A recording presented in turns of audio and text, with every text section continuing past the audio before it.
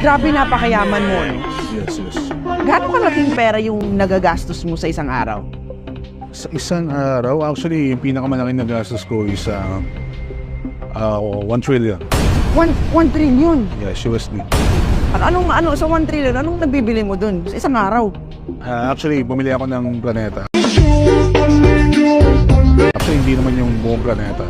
Yung isla sa planeta sa Mars. Actually, yun. Shoutout kay Maman, Elon Musk. Binili ko sa kanya isang isla sa Mars.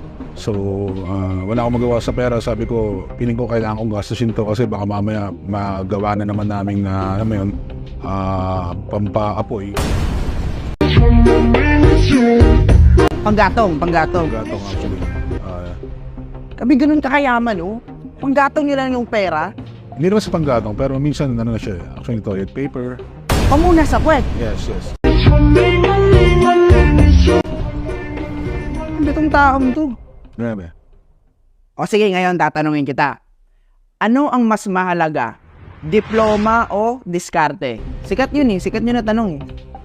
Pag sinapakpak kita ngayon, magagamit mo dito ang mga.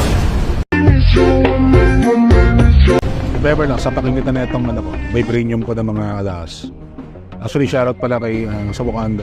Tinatanong lang naman kita eh. Tinatanong lang kita. Hindi naman ako nagsasabi na kung anong natapos mo, anong ano. Actually, Opinion mo lang. diploma ko discard eh. Oo.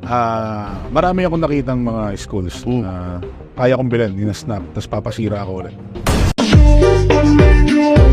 So, para sa akin, hindi mahalaga yung diploma. Mas mahalaga yung diskarte. Diskarte. Kasi sa amin, actually, ito yan. Pag trillionaire ka, billionaire ka, diploma piliin mo. Pero kapag meron ka ng mga 50M to 100M, syempre, mayabang ka. And then, syempre, dapat kung ano na pinagsasabi mo, kahit wala namang facts and piliin mo yung diskarte. Balik kung may pera ka, it doesn't matter anong sinasabi mo. Yes. Ay, yan pala yung mindset mo, bossing. Yeah, so dapat tayo. Actually, kahit wala ka sa dalawang yun, diploma o diskarte because... Wala dun. Yes. Anong gagawin mo? Kung wala kang diploma, wala ka ding diskarte. Live your life. Live your life. Paano? Ikaw, anong gagawin mo kung nandun ka? Saan? Sa posisyon na yun, walang diploma at walang diskarte. Feeling mo anong ginagawa mo ngayon?